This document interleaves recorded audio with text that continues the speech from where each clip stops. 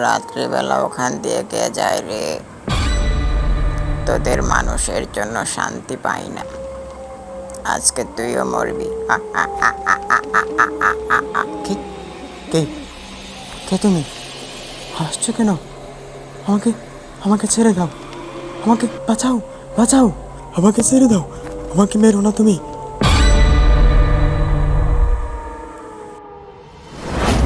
কাজলাপুর গ্রামকে ঘিরে ঘটেছিল এক মর্মান্তিক ঘটনা। এই ঘটনাটিতে অনেক অবুঝ মানুষ এবং নির্দোষ মানুষগুলো অঝরে মরেছে। রাত্রিবেলা একটা দুইটা লাশ ওই কাজলাপুর গ্রামে উদ্ধার করা হতো। কাউকে পানির থেকে তোলা হতো, কাউকে ময়লা আবর্জনার মধ্যে পাওয়া যেত, আবার কাউকে টিনের উপরে পাওয়া যেত, এমনকি কাউকে বাঁশঝাড় গাছপালার সঙ্গে ঝুলে থাকতেও দেখা যেত। কাজলাপুর গ্রামটি আমাদের বাংলাদেশের খুলনায় অবস্থিত। কাজলাপুর গ্রামে ঘটে যেত আজ থেকে 70 বছর আগে বিরাট বড় বড় কাহিনী, যেগুলো মানুষ কখনো আন্দাজ করতে পারেনি। সে সময়ে মানুষের ঘর বাড়িতে আলো ছিল না, বিদ্যুৎ ছিল না, আর সেই কাজলাপুর গ্রামের মানুষেরা কালো জাদু বিষয়ে বেশি একটা আগ্রহী ছিল। এখনও তাদের মধ্যে অনেক মানুষই কালো জাদু করে থাকে। কালো জাদু করার প্রভাবে এই কাজলাপুর গ্রামটা এতটাই বিষাক্ত হয়ে উঠেছিল, ওখানকার কিছু লোকদের মতে তারা কয়েকটা জিনকে আবদ্ধ করে রেখেছিল। তারপর সেই জিনগুলো তাদের কাছ থেকে ছোটা পেয়ে তারা এই মানুষের সঙ্গে এরকম প্রতিশোধ নিয়েছিল। এদের মধ্যে কিছু প্রেতকেও নাকি মানুষ আবদ্ধ করেছিল। সেই প্রেতও নাকি তাদের কাছ থেকে বন্দি থেকে মুক্তি পেয়ে গিয়েছিল কোনো এক ভুলের কারণে। তারপর থেকে নাকি শুরু হলো কাজলাপুর গ্রামে মৃত্যুর এক এক কাহিনী। 1952 সালের কথা।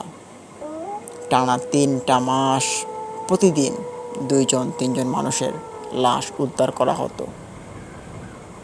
প্রথম দিন রাতে যখন 4জন মানুষের লাশ পাওয়া যায়, সেদিন রাত্রিবেলা কাজলাপুর গ্রামের সবাই ঘুমিয়ে পড়েছিল।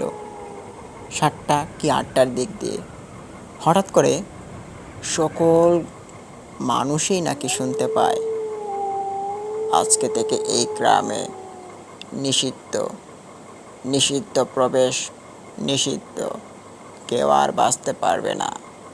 এরকম একটি অদ্ভুত কণ্ঠস্বর সবাই শুনতে পায়। শুনতে পেয়ে নাকি অনেক মানুষের ঘুম ভেঙে গিয়েছিল। তারপর যে একটি পরিবার থেকে একটি লোক নিখোঁজ হয়ে গিয়েছিল, সেই পরিবারের সমস্ত লোক জেগে উঠেছিল রাত্রিবেলা। তখনকার সময় মানুষ সাধারণত 8টা কি 7টার দিকে ঘুমিয়ে পড়ত। রাতের প্রথম প্রহর শুরু হতেই সবাই খাবার দাবার শেষ করে ঘুমিয়ে পড়ত। সেদিনও সবাই তাই করে। তারপর এরকম একটি অদ্ভুত আওয়াজ শোনার পর সবার যেন মনের ভিতরে একটি অশান্তি সৃষ্টি হলো। এটা আবার কেমন ইঙ্গিত দিল আজকে আমাদের সবাইকে রাত্রিবেলা? কয়েকজন মানুষ নাকি রাত্রিবেলা বের হয়, তারপর তারা একে অপরকে বলতে থাকে, আপনারা কি কেউ কিছু শুনেছেন? সবাই বলে একই কথা। তারপর সবাই বুঝতে পারে হয়তো গ্রামে কিছু একটা ঘটতে চলেছে। গ্রামের মধ্যে অদ্ভুত রকমের বাতাস যেন বইছে, এক গরম বাতাসের সৃষ্টমান, এবং তার মধ্যে ধুলাবালি উঠছে গ্রামের ভেতরে। সবাই যার যার মতো করে ঘরে চলে যায়। তারপর অনেকক্ষণ পর একটা চিৎকার ভেসে আসে সবার কানে। সবাই তখন ঘরে শুয়েছিল। চিৎকার শুনে সবাই ঘর থেকে উঠে এবং ভাবলো হয়তো কেউ বিপদে পড়েছে। কিন্তু বাইরে এত একটি ভয়ানক অবস্থা সৃষ্টি হয়েছে, কেউ আর বাইরে বের হচ্ছে না। গরম একটি বাতাস, সেই সঙ্গে ধুলাবালু উঠছে। মানুষ ঘর থেকে বের হলেই চোখ মুখে এসে ধুলো পড়ছে। তারপর সবাই যার যার মতো আবার শুয়ে পড়ে। আরও অনেকক্ষণ পর আরও একটি চিৎকার ভেসে আসে, কিন্তু চিৎকারগুলো এলাকার মানুষের মনে হচ্ছে কেউ কেউ চিনতে পারছে, কেউ কেউ চিনতে পারছে না। আবারও অনেকটা সময় পেরিয়ে যায়।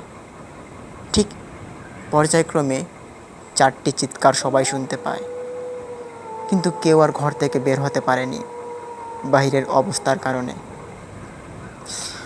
তারপর শেষ রাত হয়ে যায়। শেষ রাতের ঘন্টা যখন পড়ে, সেখানকার আরেকটি কথা বলে রাখা ভালো, এখানে যে কুলিরা ছিল তারা রাত্রিবেলা একটি সাইরেন দিত।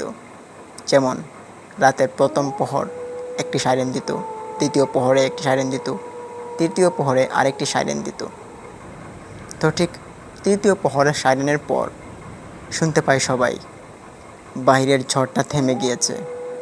একে একে গ্রামের লোক সবাই বেরিয়ে আসে।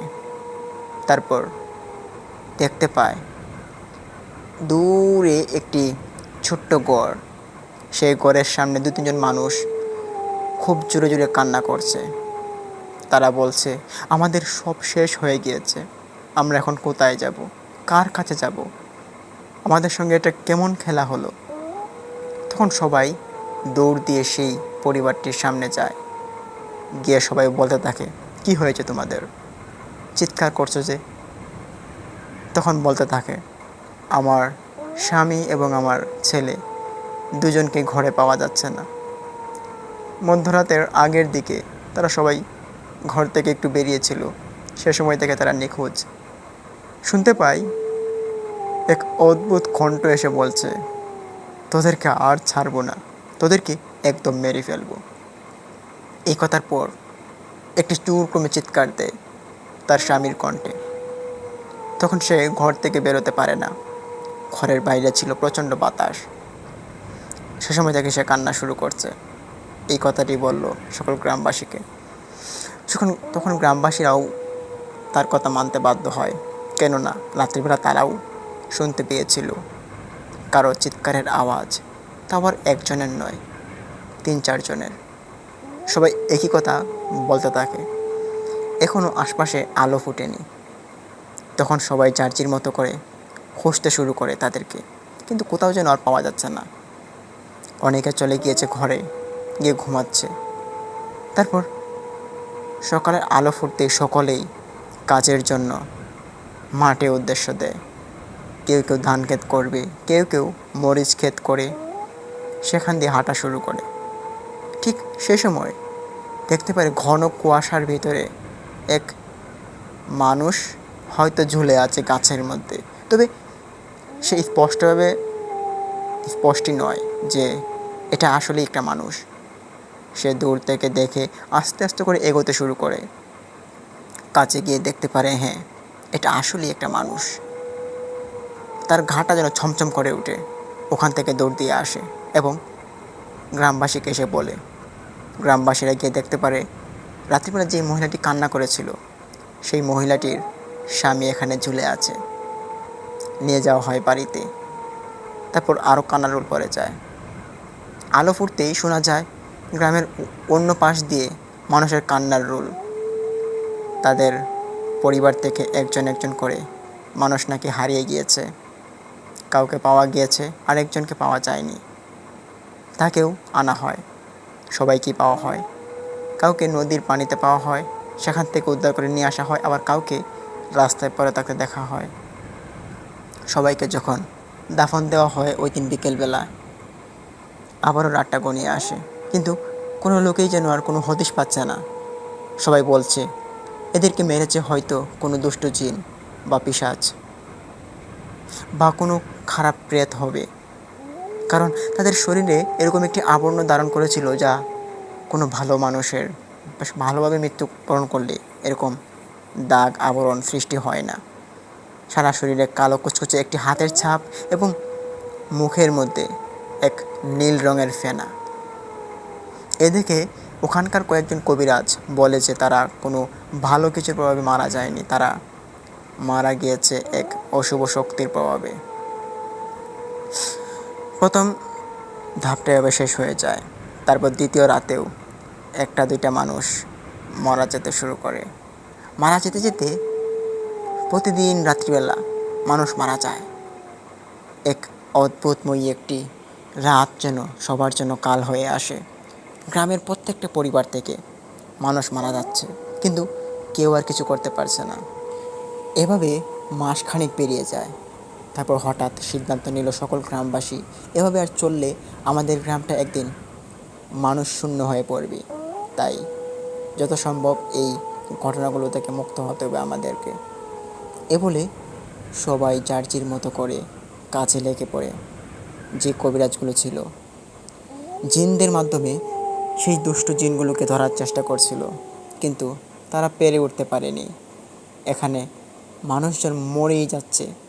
প্রতিদিন রাত্রিবেলায় একটা দুইটা মানুষের লাশ উদ্ধার করে জানাজা পড়ে তাদেরকে দাফন দেওয়া হচ্ছে। এক ভয়াবহতা সৃষ্টি হয় সেই গ্রামে। তারপর এক রাতে একজন লোক গ্রাম থেকে বের হয়েছিল, তার সঙ্গে সাক্ষাৎ হয় একটি কালময়ী জিনের। সেই লোকটা ছিল কবিরাজ, অনেক পুরনো একটি কবিরাজ। তার সামনে উদিত হয়ে সে বলল, "এই, আমাদের একটি কাজ ছিল, আর সেই কাজটা আজকে পূরণ হয়েছে। তোদেরকে আর মারবো না, তোরা এবার থেকে মুক্তি। আমাদের জিনেদের মধ্যে একটি উৎসব ছিল, যে উৎসবের মধ্যে অনেক মানুষের প্রাণ নিতে হয়। আমরা যে জাতিতে খুব খারাপ একটি জাতি, কিন্তু আর কোনো মানুষকে মারবো না। আমাদের জাতিটাকে শক্তিশালী করার জন্য অনেক মানুষকে মারতে হয়। তোদেরকে মেরেছি, তোদের সন্তানদেরকে মেরেছি। আমরা আজকে থেকে এই গ্রাম থেকে চলে যাব, তোরা সবাই ভালো থাক। আজ থেকে আর কাউকে মারবো না।" এ বলে হাসতে হাসতে সে জিনটা এই লোকটির সামনে থেকে চলে যায়। তারপর সেই লোকটি পরদিন সকালবেলা সকল মানুষকে এসে জানালো সেই খবরটি। তবে সেদিন সকালবেলা আর কারো লাশ পাওয়া যায়নি, কেউ আর মারা যায়নি সেদিন। সবাই তখন আশ্বস্ত হয়, হয়তো জিনগুলো চলে গিয়েছে। কিন্তু যতগুলো প্রাণ চলে গেল, সে প্রাণগুলো কি আর ফিরে আসবে কখনো? না, সে প্রাণগুলো যে একবারে চিরতরে বিদায় নিয়েছে। তখন ওই গ্রামের অনেক কবিরাজ বলতে থাকে, আমাদের ভুলের কারণে আমরা আমাদের প্রিয় মানুষজনকে হারিয়েছি। অনেক কবিরাজের পরিবারের লোকজনও হারিয়েছে সেই প্রভাবে। তারা বলল তারা আর জীবনে কখনো কবিরাজি করবে না। এ বলে সবাই কবিরাজি ছেড়ে দেয়। কিন্তু কয়েকজন মানুষ ছিল যারা এই কবিরাজি এবং তন্ত্রমন্ত্র বিষয়ক জ্ঞানগুলো লাভ করত এবং সেটা কখনো ছাড়েনি। তার জন্য তো সেখানে আজও অনেক তন্ত্রমন্ত্র চলে। তারপর এখানে অনেক মানুষই শান্তিতে বসবাস করতে শুরু করে, আর কিছু মানুষ তো ওখান থেকে একবারে চিরতরে বিদায় নিল। লিসেনার্স, শুনছিলেন এতক্ষণ আমাদের আজকের এপিসোডের প্রথম ভয়ানক ঘটনা। এখন আমরা শুরু করব আমাদের দ্বিতীয় আরেকটি ভয়ঙ্কর ঘটনা, যেটি আপনারা শুনলে আপনাদের গায়ে কাঁটা দিয়ে উঠবে। তাই শুনতে দেখুন আমাদের চ্যানেলের আজকের দ্বিতীয় ঘটনা। ঘটনাটি ভালো লাগলে ভিডিওতে লাইক দিন, কমেন্ট করুন, শেয়ার করুন এবং অবশ্যই সাবস্ক্রাইব করুন। পাশে থাকা বেল আইকনটি বাটনটি প্রেস করে দিন। চলুন শুরু করা যাক আমাদের আজকের সেরা দ্বিতীয় ঘটনাটি।